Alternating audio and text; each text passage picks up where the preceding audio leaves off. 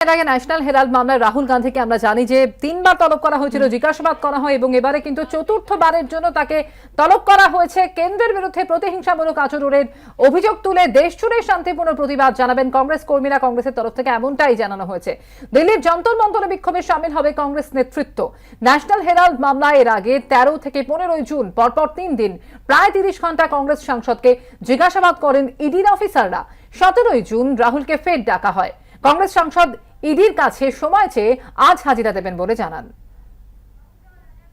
सोमेन मित्रा जी जब तक टीएमसी में थे मुकदमे चल रहे थे और जैसे ही पार्टी छोड़ी उनके ऊपर ईडी का सारे के सारे तरीके से माफ हो गया। रमन सिंह के पता भी नहीं कि भी क्या ईडी के केस चल रहे हैं या नहीं चल रहे। मुकुल रॉय जी जब तक टीएमसी में थे ईडी के प्रेशर में, लेकिन जैसे ही बीजेपी में गए फेयर एंड लवली स्कीम में उनके ऊपर क्रीम लगी और ठीक हो गए।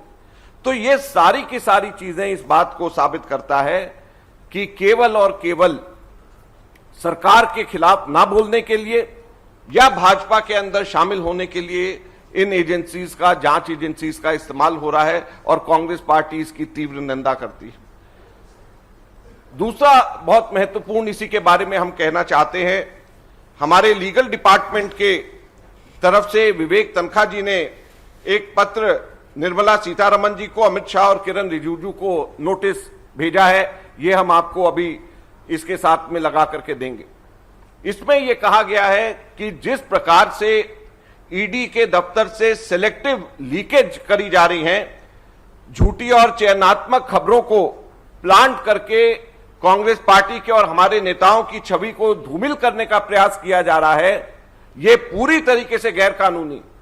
इसके अंदर इन्होंने बताया है कि कैसे सेक्शन 66 पीएमएलए का यह इजाजत नहीं देता कि सेलेक्टिव लीकेज करी जाए, और इसके अंदर जिन चैनल्स में और जहां पर सोशल मीडिया के अंदर अलग अलग जगहों के ऊपर ईडी के माध्यम से लीक करी जा रही खबरें, उसका भी जिक्र इसके अंदर किया गया है।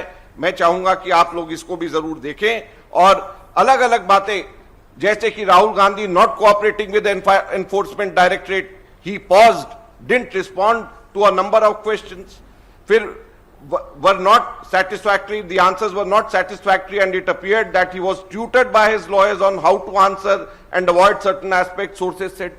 तो ये सोर्सेस के माध्यम से कहां से इनके पास में सब चीजें आ गई।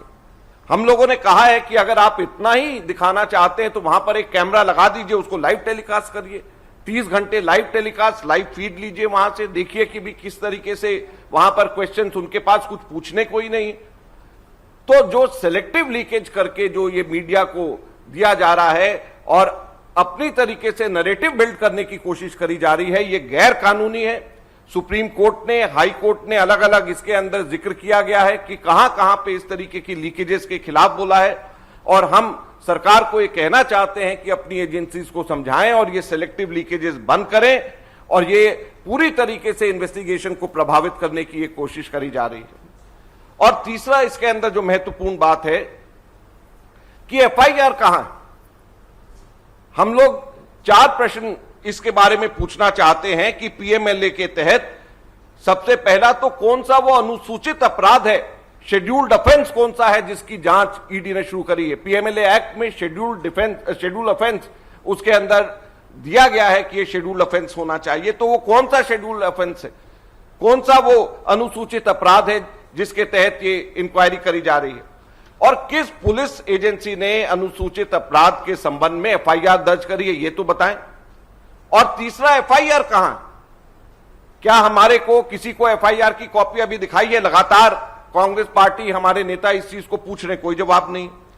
और चौथा सबसे महत्वपूर्ण है, हम आपको ये बताना चाहते हैं, इनसे प्रश्न भी पूछना चाहते हैं कि क्या ये लोग जानते हैं कि अनुसूचित अपराध और एफआईआर के बगैर ईडी के पास में पीएमएलए के तहत जांच शुरू करने का कोई अधिकार नहीं है।